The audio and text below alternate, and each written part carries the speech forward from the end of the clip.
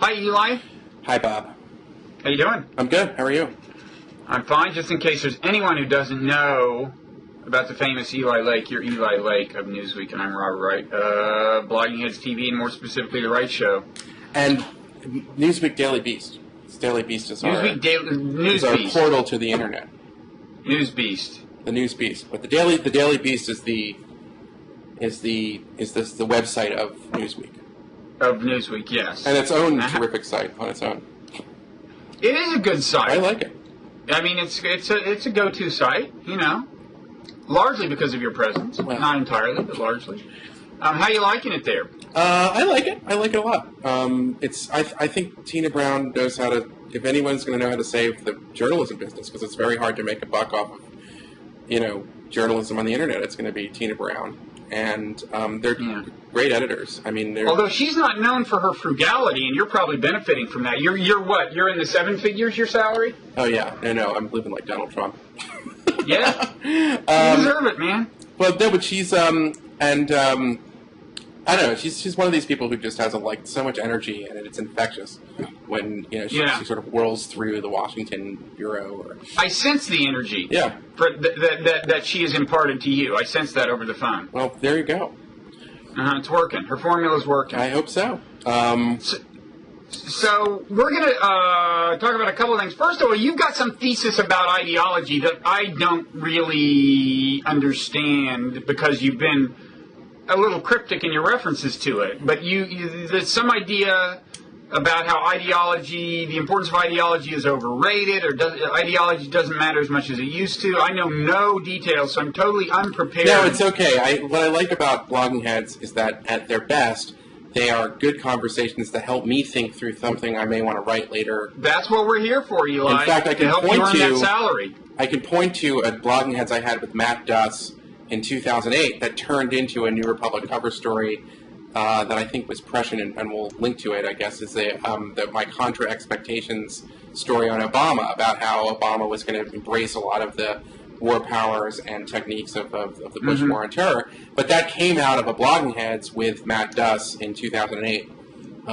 There's nothing better than talking to somebody who would take issue with your thesis. No, I know. When it comes to developing a thesis. But I don't know if I anticipate that you would disagree with me on this, because I may not. I mean, you may not. So let me break it down in a couple. Let me just say the following things. I don't even know if it rises to the level of a thesis. Okay? I will be the judge of that. And let me just, by way of background, I read the latest Robert Caro biography of LBJ, and I've been reading the series, and then I went back and, I read it when I was much younger, but I really reread The Power Broker about Robert Moses, the first Caro biography, which was great. And so reading Caro, talking about these two really important powerful figures in the 20th century, it occurred to me that that if you were to try to predict what they would do when they had power, based on their ideology, you would fail to understand them in a meaningful sense. And so you would have been wrong about what Johnson would do in the White House if you had tried to predict on the basis of his ideology. You mean? If you were to try to say that Johnson was, motivated by ideology, then you would look at his career and you would say that here is somebody who rose to power through his alliance with Dick Russell and the last of the segregationists in the U.S. Senate, who, as majority leader, only passes incremental civil rights legislation, only as a way to sort of burnish his reputation as a figure, as a national figure. He was running for president in 1960. But bingo, he passes the civil rights. Not only that, I mean, he's probably... it's pretty miraculous what he's able to do in terms of passing the civil rights legislation and bending... By the way, what is your theory as to why he did that? I mean... Well, Caro, and I trust him. Caro says that Johnson had a searing memory of being very poor as a child. His father was a politician who, kind of made a bad land deal and wasn't able to keep hold of the ranch, and as a result, their family owed money to the local stores and groceries. So Johnson identified with poor blacks? Is that the idea? Well, Johnson identified with people who were treated without dignity. And he never forgot them in his home of the hill country, and he felt that his job was to, even though he was also this southern, politician who, at times worshipped Dick Russell, who was the last of the real segregationists, and behind closed doors would use the N-word, and certainly Johnson would. Yeah, exactly. And the Kennedys, who were good on civil rights, hated Robert Kennedy, especially Bobby Kennedy, hated Lyndon Johnson. And yet, Bobby Kennedy and Lyndon Johnson agreed on civil rights in the end. They also agreed on the threat of communism and the need for a kind of robust and often covert foreign policy. We know that both Johnson and Kennedy, and particularly Robert Kennedy, were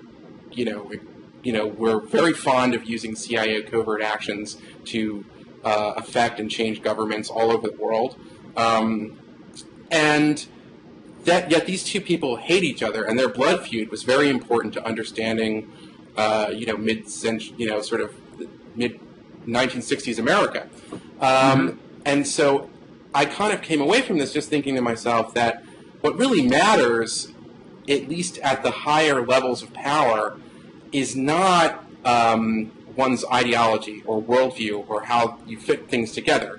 What matters are a couple things. One, your friendships, your personal friendships, and your personal slights. So people who... your personal slights? Yes. If you feel that it's... Bobby Kennedy was convinced that Lyndon Johnson had gone all around Washington telling this very embarrassing story about how FDR had fired his father when he was the ambassador to the court of St. James, and held this against him so that when they first met face to face, he could barely shake his hand. And so how one is treated personally is by individuals is probably more determining than whether. Eli, I've got some bad news for you. Okay. Yeah.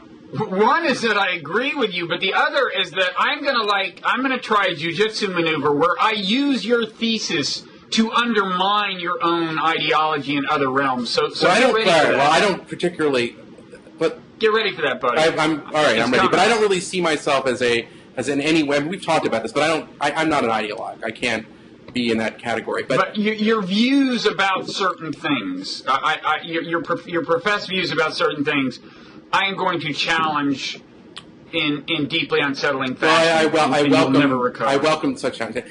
So, and then finally, I would say this, that let's look at another figure besides Johnson. Ronald Reagan, who is, to this day, cited by conservative ideologues as one of the most important standard bearers. And his speeches are extremely ideological. But on two important actual issues of governance, one is the size of the federal government, and the other is his ultimate working with Gorbachev, the end of his presidency, and his agreement to sit down with him in Reykjavik. These were decisions that were made that would counter important ideological predilections that Reagan had. Or let's take Richard Nixon, by all accounts seen historically as something of a reactionary and a fetishist of secret power, and who saw no limits on presidential power, and things that we associate, I guess, with the right. And yet, because the consensus of economists at the time believed in wage and price controls, there were wage and price controls under Richard Nixon. Radically. Right. And so the other thing that really matters is not so much ideology. I believe it is the consensus of subject matter experts. And if you think about it, ideology is the crutch of the generalist, who can't possibly know the intricacies needed to have a real substantive opinion on something as complex as economics or foreign policy or any number of things. The crutch of the generalist. Yes. That's quotable. Ideology is the crutch of the generalist. Yes. Is that your bid for Bartlett's, Eli? So far, if you look at all the things you've ever said, is this your best shot at getting into Bartlett's? Ideology is the crutch of the generalist. Right here on Blogging Heads. On Blogging Heads. And so ideology is very useful if you know a little bit about a lot of things and you want to try to tie them all together. And know how to think about something. But when you really dive into something, ideology is not that useful. So, we certainly think of, say, Milton Friedman as a conservative economist. But he's not by any means an ideologue. He was dealing in the world of economics, and liberal economists who came after things that he discovered, such as stagflation, accepted a lot of his work and a lot of his ideas. Maybe not his more general writing, like Free to Choose, which is more philosophical, but certainly in his area. So I think the consensus of experts is more important than one's ideology. And finally, I would to bring it forward to Iran right now, something we always end up talking about when we do these things. I don't think that Obama's decisions on Iran, or for that matter, George W. Bush's decisions on Iran, were determined by an ideology. I think that far more important than ideology is intelligence and evidence and things that are and events in the world. So, yes, there are people outside of where policy is made in the press and the internet that are very ideological in how they understand the world on left and right. That's true. But I don't think that it matters as much when you get into positions of power, and that will have much more of an effect on what happens in Iran and what the U.S. does on Iran is whether or not the U.S. or allied intelligence detects a breakout, or the Iranian government decides to walk away entirely from the talks, or any number of things like that. And that is far more important to the course of events and what the president and what the U.S. will do than the ideology of the president. Okay, so I generally agree. I would put it slightly differently. I mean, you said that more important than ideology are things like friendships and things like slights. Right. My grand unifying theory would be that the reason people are so flexible ideologically is that people will generally do, and this may be truer of people who get into politics in the first place, but in general, people will do what it takes to elevate their social status, within certain constraints maybe, but I think that's the source of a lot of ideological flexibility. And for politicians, that means getting elected, getting reelected, and so I would say, first of all, I mean, when you say, well, it matters who your friends are and who has slighted you, I would say those are both subordinate to the pursuit of status in terms of kind of the evolutionary psychology of why we care about them. Friends are allies. Those are the people who help us get status. We help them get status. It's a coalition. And people who have inflicted slights on you are people who are trying to lower your social status. You wouldn't like that. You would want to punish that. But anyway, overall, I have a sufficiently cynical view of human nature that I'm very much on board with your idea that ideology is not the ultimate determinant. Now, I think it is more in some lines of work than others. Like for Milton Friedman, it would have been hard. It would have been probably hard on his career standing to all of a sudden say, "Oh, I've been wrong for 20 years," and have a road to Damascus experience. So I think you get more consistency with over the course of the career of, say, maybe an economist, maybe even a pundit, than some other careers like maybe politician. But I agree that I think people are incredibly flexible when it comes to ideology. And this is why the jujitsu maneuver I want to pull on you is to say, this is why I think you should worry less than you probably do about things like dealing with Hamas. I think the people in Hamas are like human beings everywhere, which is that they're ultimately flexible, and that they will do they will make certain adjustments if that's a prerequisite for them hanging on to social status and power. And the key is to arrange things such that in their pursuit of continued status and influence, they have to make these adjustments, right? You have to so anyway, that's my jujitsu maneuver. Is that and maybe you're not. Well, the more I think about it, and I hate to say that it's like a thesis. It's like I'm sure most blogging head viewers. I love to read, and I love reading political biography, and I focused a lot on the American example. And there certainly have been ideologues that have risen to important positions of power in American history. I mean, I think maybe I think who are you thinking of? J. Edgar Hoover was ideologically anti-communist to the point where, you know, even though he had at points in the 20th century very good intelligence on the Communist Party in the United States, and even to a certain extent efforts from the Soviet Union globally to start communist parties, he was unable to understand how weak at points the communists and the Soviets were in the United States. He constantly believed it was a menace. So that his ideology in that sense blinded him to good information that was available to him at certain points. But, you know, it never quit working for him at a career level. I mean, I think the true test of an ideologue is when suddenly it's no longer working at a career level for you to hang on to your ideology, and yet you do. For Hoover, it never really hurt his career, right? He remained this incredibly powerful person as a fierce anti-communist. Well, I'm reading the Tim Weiner book now on called Enemies, which is based on like almost the personal history that Hoover wrote, his papers and so forth that Weiner was able to get, and Hoover really did believe there were communists in America that were behind like the civil rights movement, and that strikes me as a crazy notion, or the original SDS, even though the Weather Underground probably would have liked very much to have been working in concert with the Kremlin, but the original SDS criticized what they saw as Soviet-like tactics of the federal government, and all of this was available to anybody.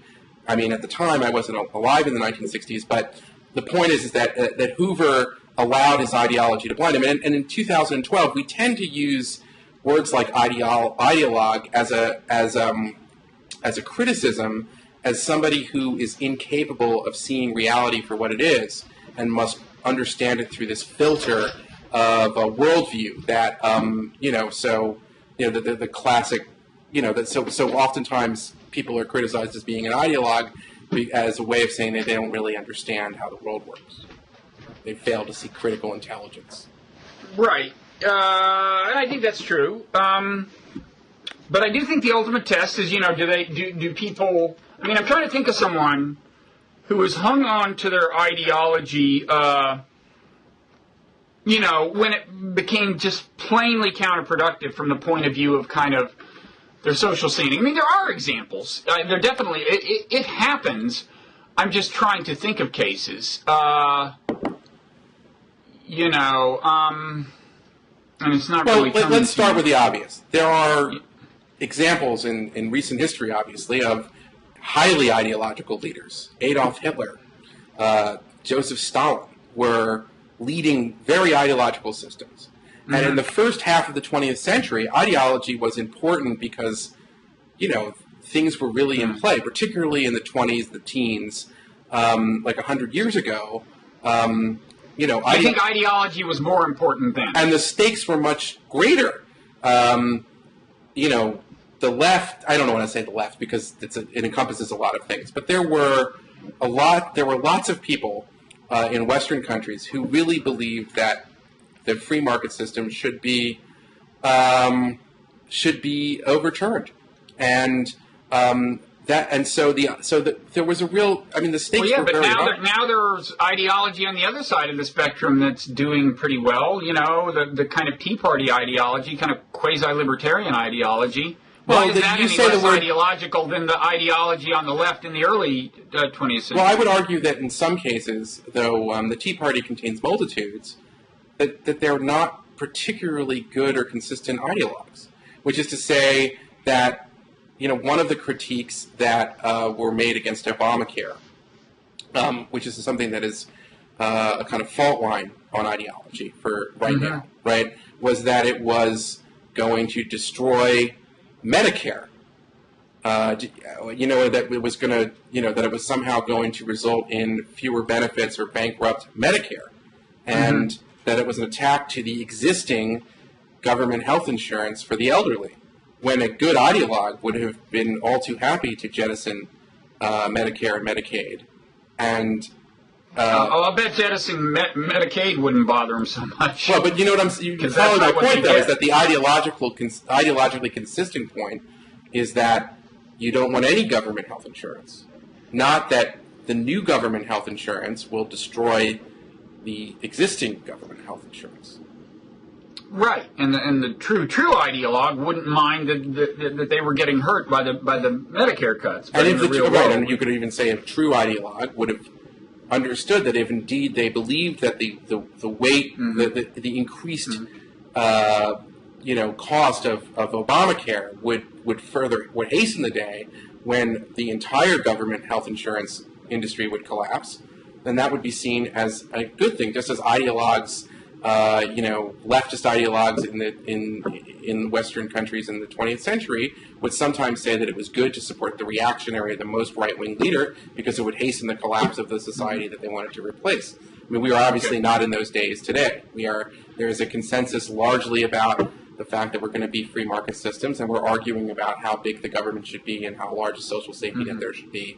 But we're not really arguing about the fundamental difference of whether a dictatorship of the proletariat is better than a certain kind of corporatism or something, whatever we have today. Right? So do you take issue with the common assertion that these are, in some sense, more ideological times and more polarized times than, say, I don't know, the era of Johnson, the 60s, the 70s?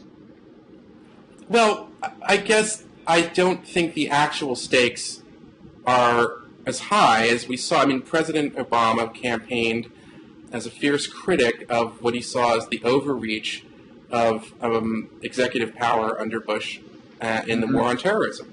And with the exception of getting the United States out of the detention business and trying to close Guantanamo, and also making the Army Field Manual the rule of all detention, all interrogations. And I'm not diminishing it, but there's so much continuity in other elements of it that it's hard to imagine that Obama could campaign as such a civil libertarian today. He has arrayed to himself the right to kill Americans who've joined Al-Qaeda without trial.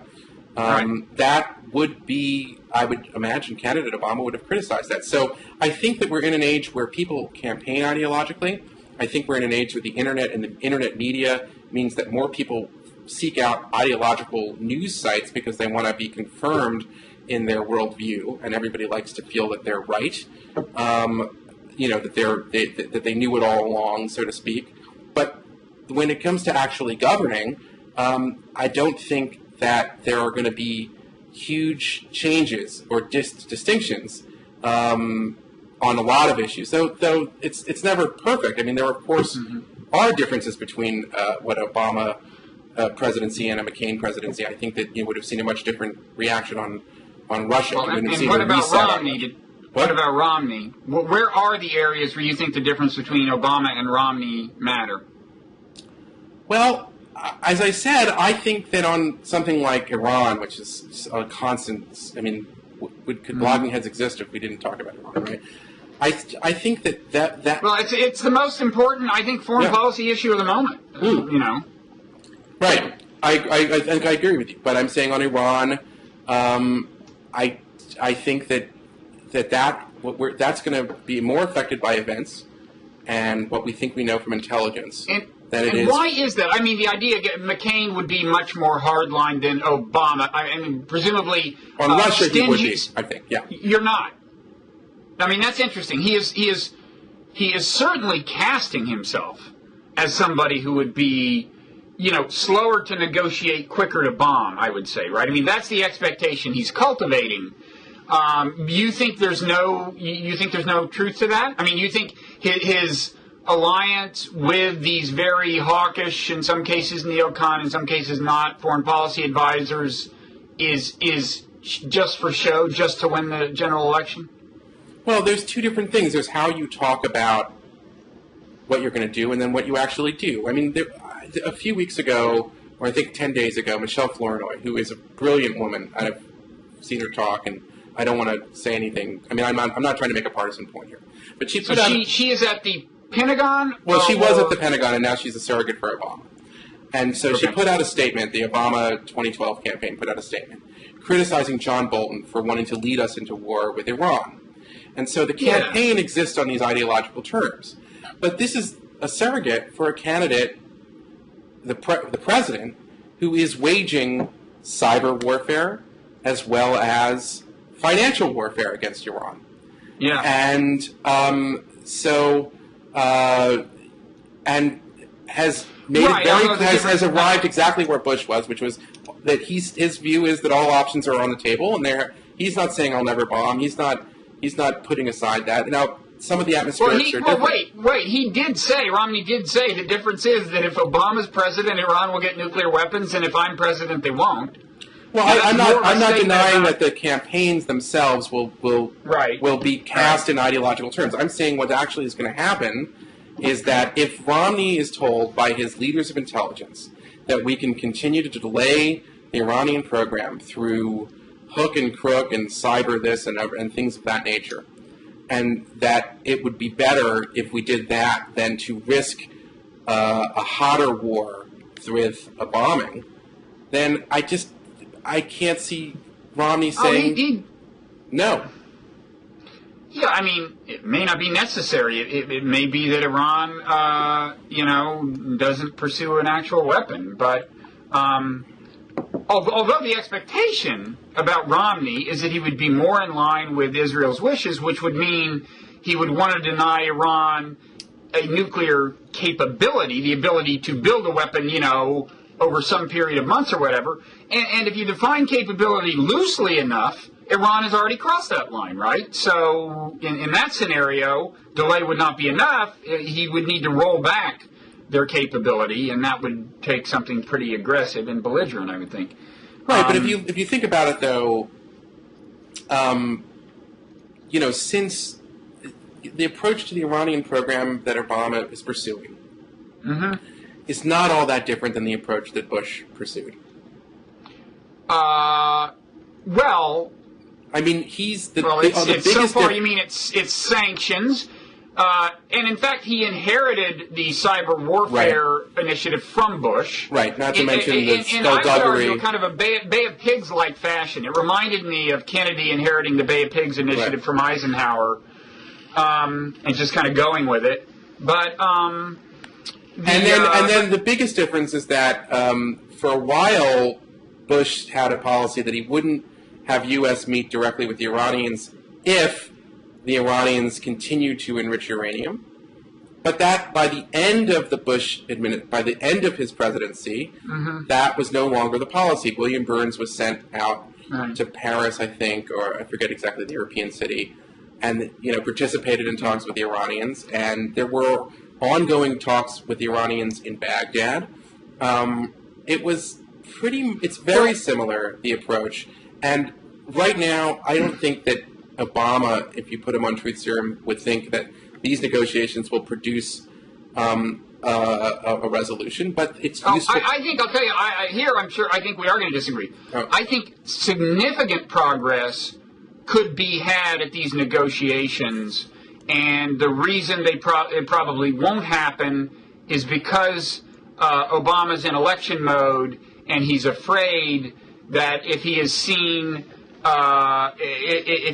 to, for one thing, diverge too sharply from Israel's wishes, and for another thing, to seem to they're kind of the same thing, to give too much away at the negotiating table, he thinks he'll be depicted as weak, and that AIPAC will declare war on him, and so on. I think it's really a significant deal.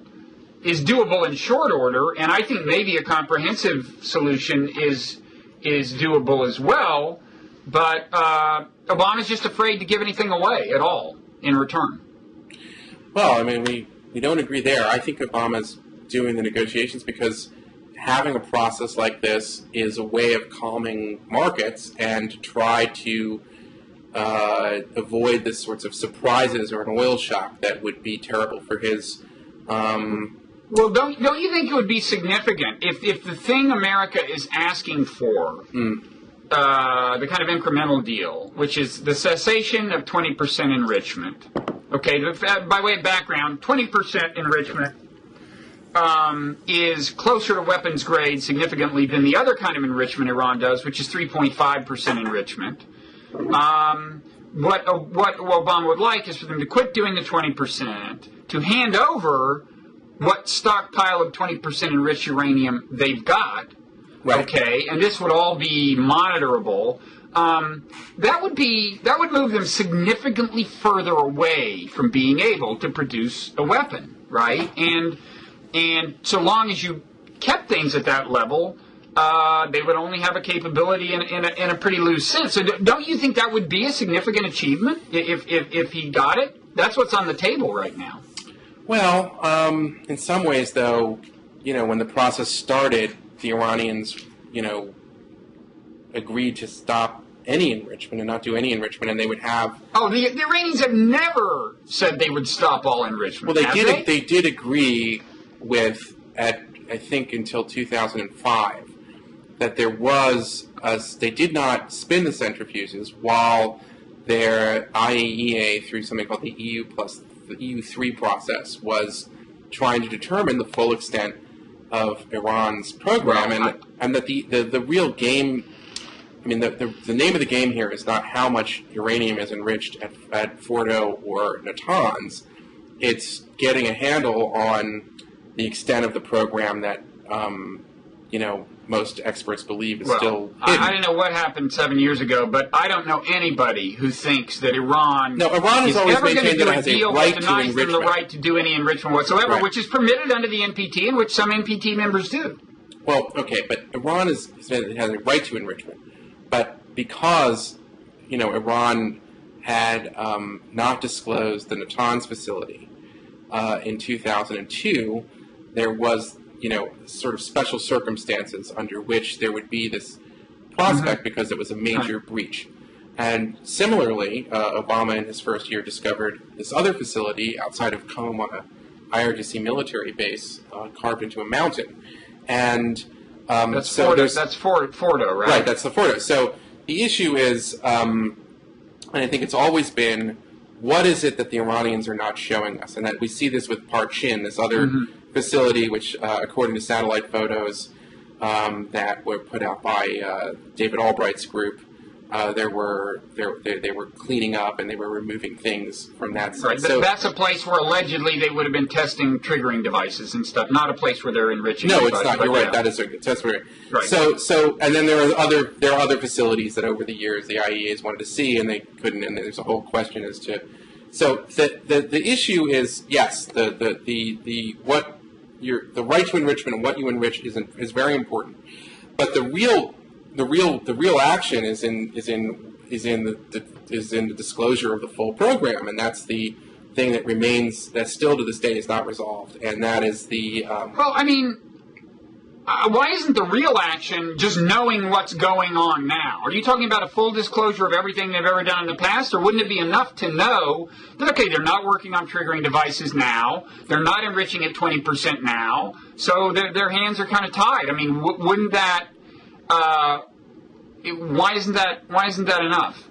Because you don't know you don't know about this other component that people have suspected for a long time, that the Iranians build things in secret and they have a parallel program. And right, but if you know those things don't exist anymore, that's what I'm saying. If you can confirm to your satisfaction that there is no shadow program now, there's no reactor we don't know about, no enriching we don't know about, right.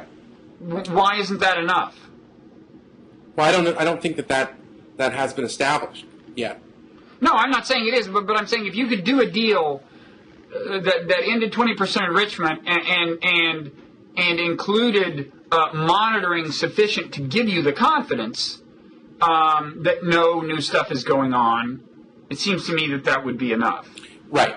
But I think we're getting back to the same. That deal would also require for the IAEA to have its remaining outstanding questions answered, and that remains a problem, as we've seen. That's why they're open these negotiations. But that's my point. I mean, we shouldn't get too deeply into the details now, right. But it's like, the IAEA wants to know what's been going on at Parchin, where they may have been testing triggering devices or something, and right. And the accusation is, wait, they're dismantling Parchin and scrubbing it of whatever.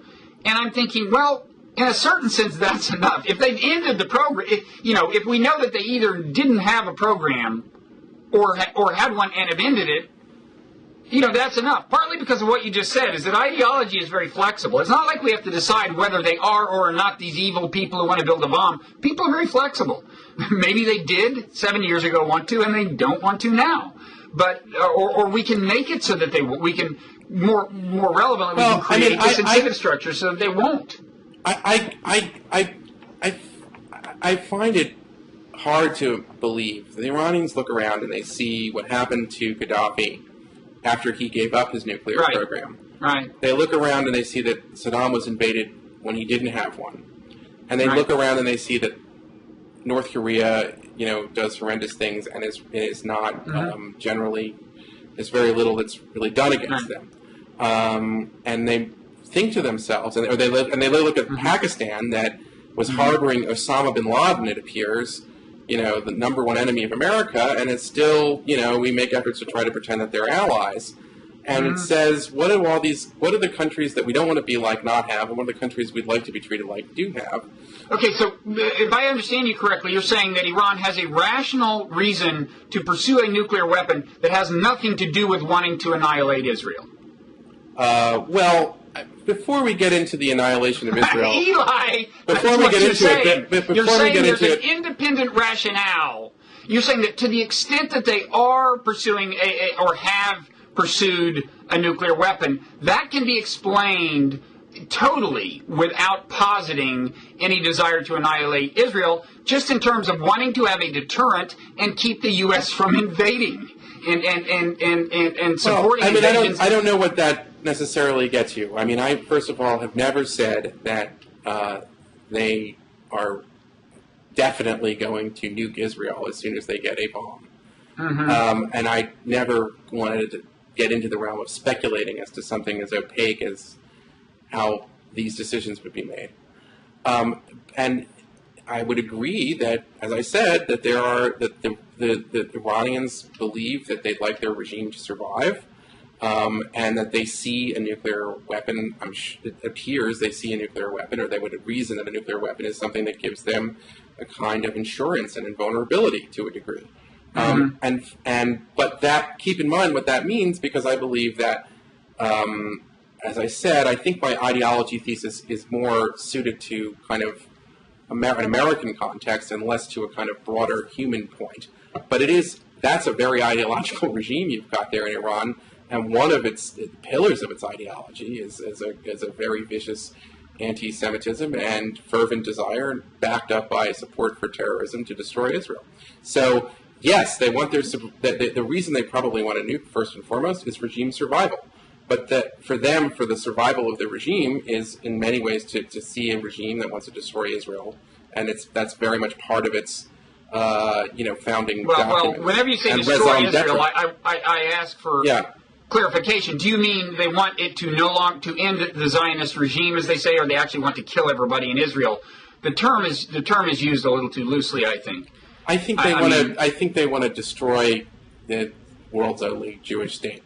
And that could happen through political means. It could happen through. In other words, would a one-state solution be enough to them if that meant it were no longer a Zionist state? That's the question. Well, there's been times when they've said that they would like that they've talked about it in those terms, but they support these other groups that are driven by a kind of. They'd support a two-state solution, actually, but at times, But anyway, let me just say the point about the primary motivation for any weapons pursuit that there is, and we don't know what exactly there is and isn't, but your point that the fundamental rationale could be defense against the U.S., I think that's why, in the long run, a comprehensive negotiated solution has to involve larger matters like a consolidation of better relations with the U.S. and with Israel, for that matter. I mean, America would want that, whether Iran wanted it or not. I guess.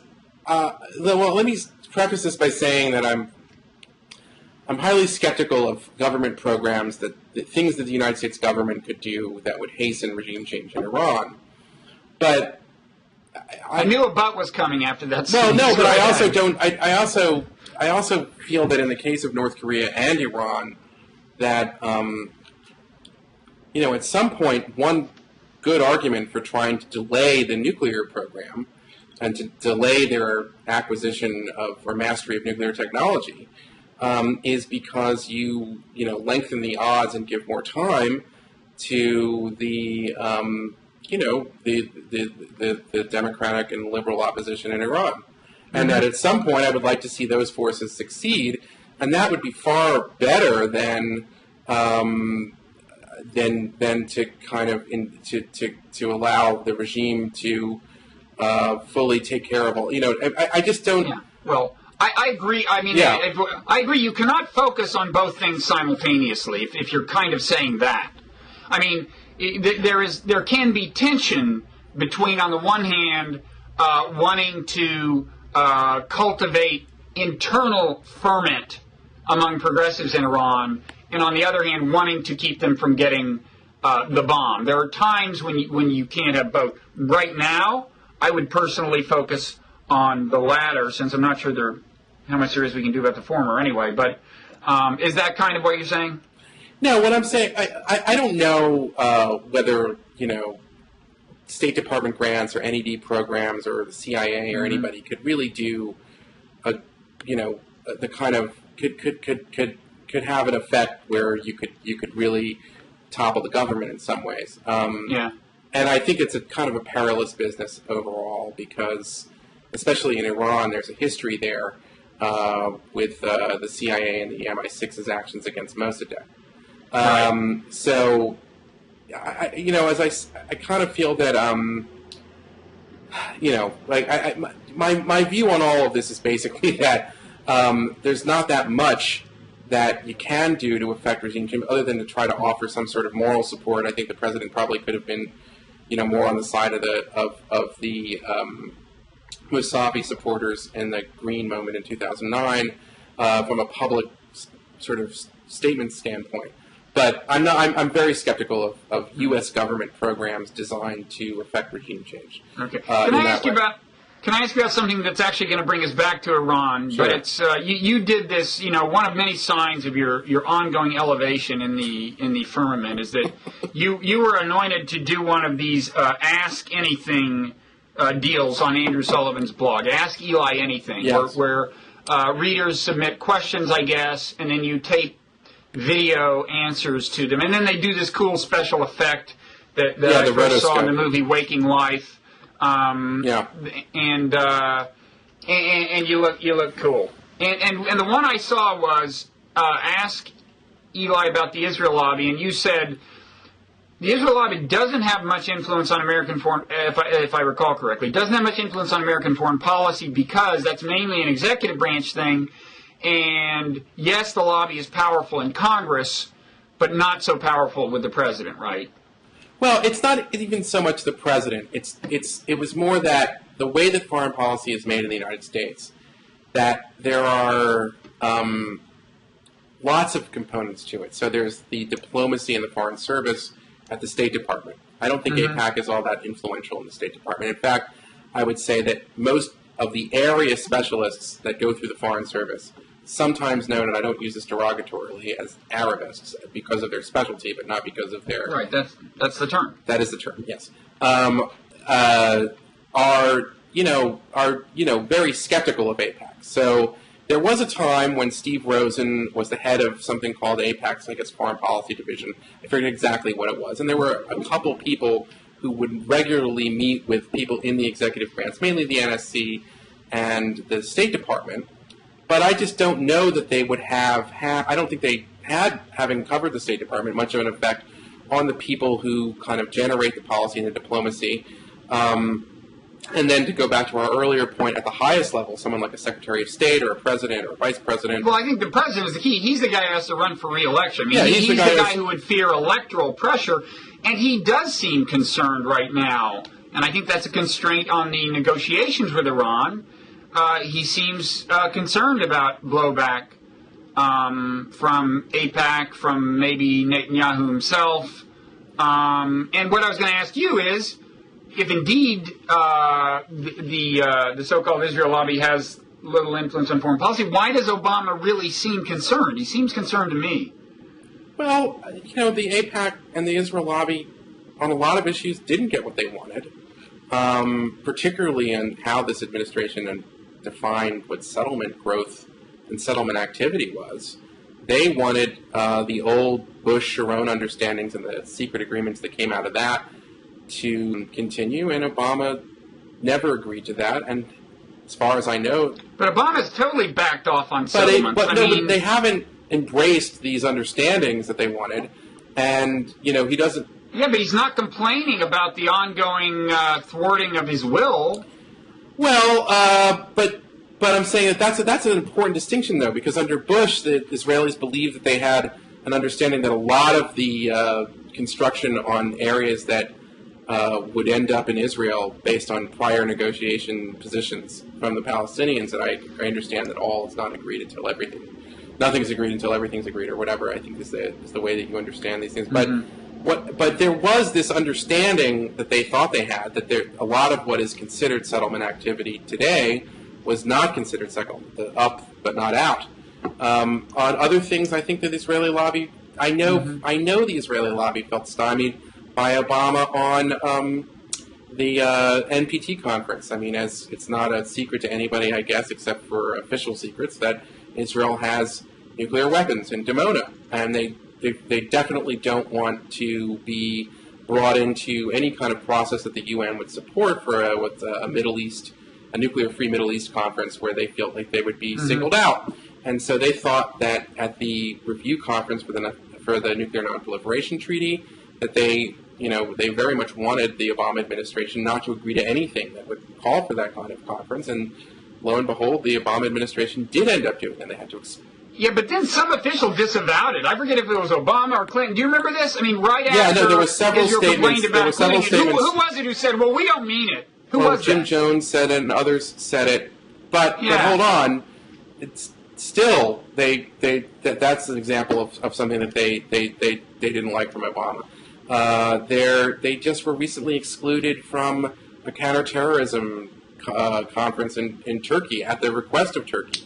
The overall closeness of Erdogan and Obama is something that is a constant source of concern for Israel. Well, I mean, it's Turkey is Turkey's country, I mean, if Turkey wants to exclude I know, but they made sure that there were like every other. I don't call that an American presidential initiative. I'm just saying, I'm pointing out examples of things that the Israeli lobby wanted and didn't get. And but look, by and large, I think the general perception is, I think, correct.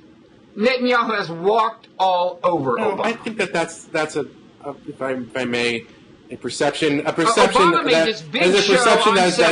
is believed by many ideologically inclined people. I don't. But we know ideology doesn't exist. Well, no, I wasn't saying. I think ideology does exist. As I said, it's the crutch of the generals. But it's. But look, Obama drew the line in the sand on settlements. It was the biggest.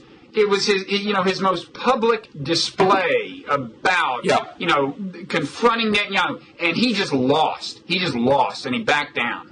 Now, did he back down to George Bush levels and officially, write down whatever Bibi wants is fine with me? No, but he's giving him whatever he wants. I don't think that's really how to look at it, Bob. And Eli, what about the Palestinian, the UN Declaration of Statehood? Well, how is that?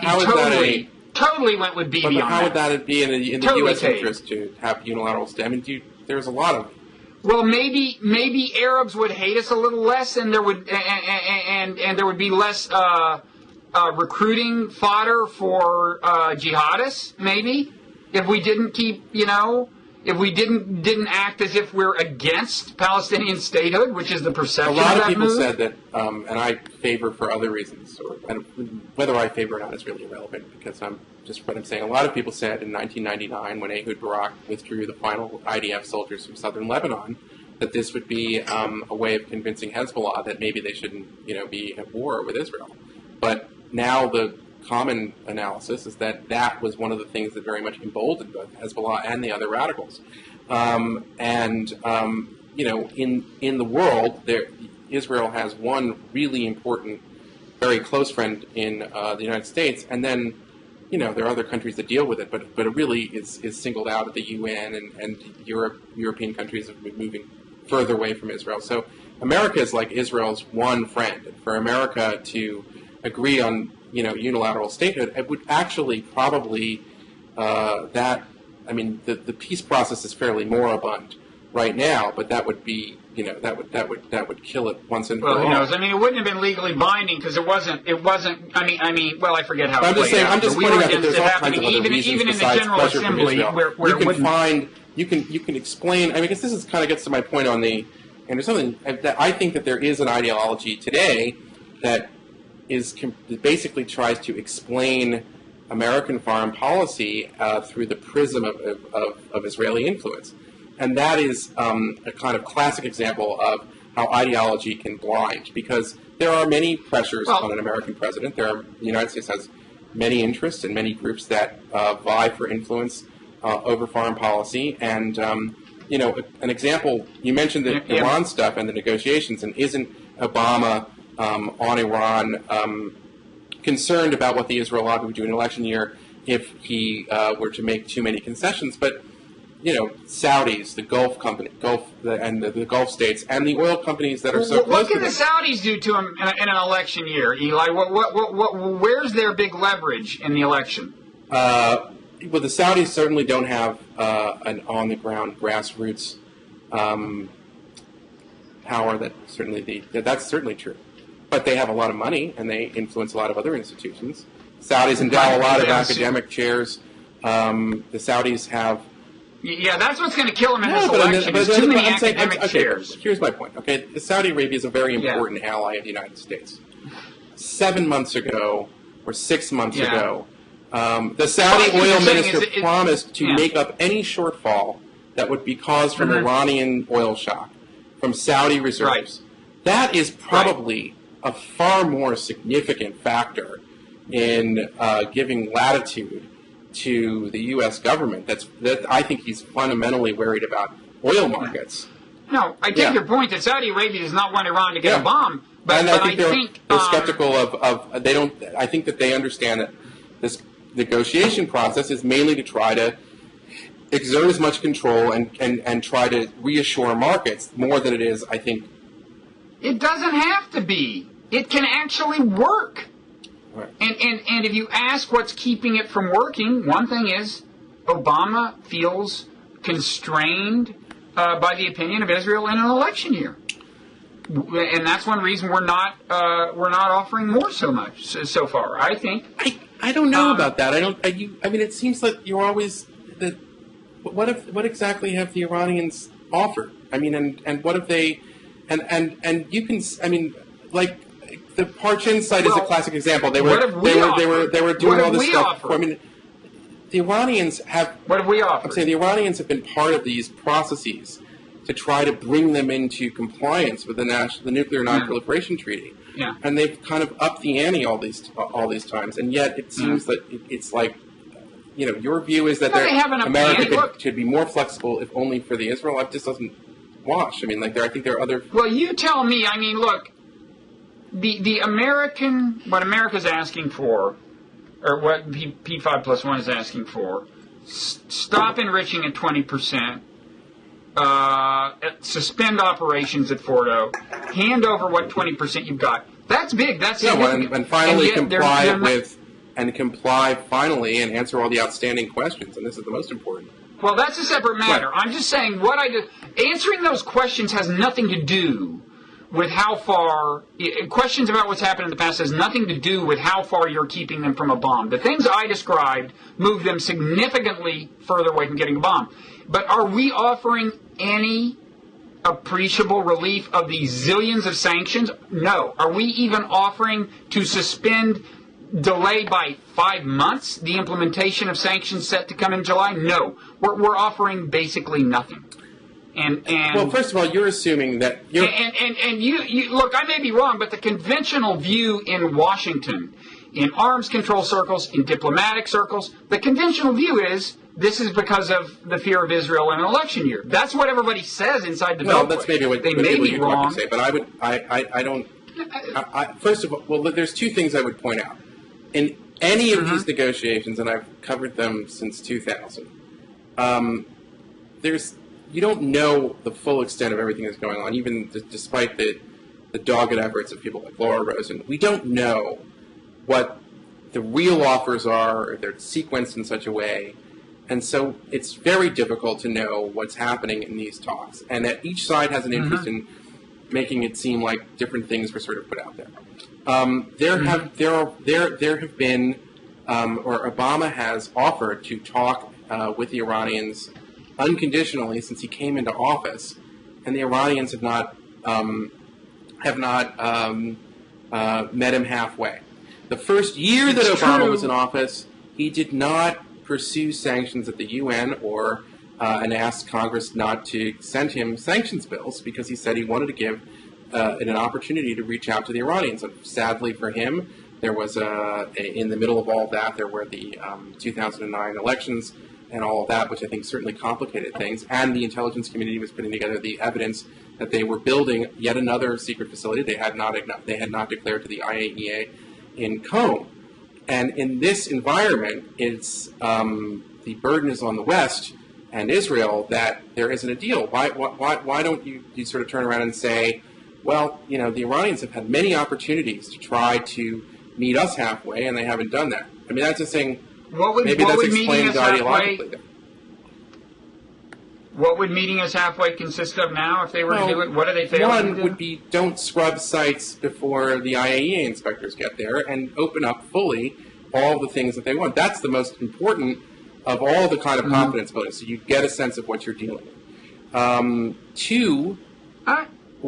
Two would be to go back to the original understandings with the EU3 and try to work something out, and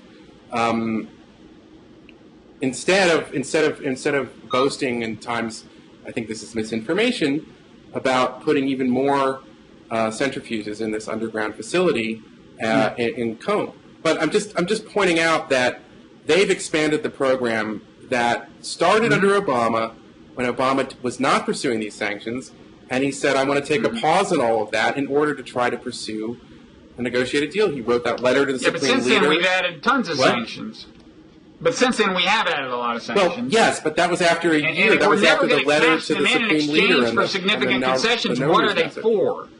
Is what I'm asking. Okay, well, we're at about an hour. We should go. I mean, to get back to the original question, let me just run this scenario by you in terms of what political constraints Obama is and isn't under. I asked somebody in Washington only yesterday. So, I mean, because I kind of was taking your view. And let me emphasize, I actually think that the power of the Israel lobby is overstated. Okay.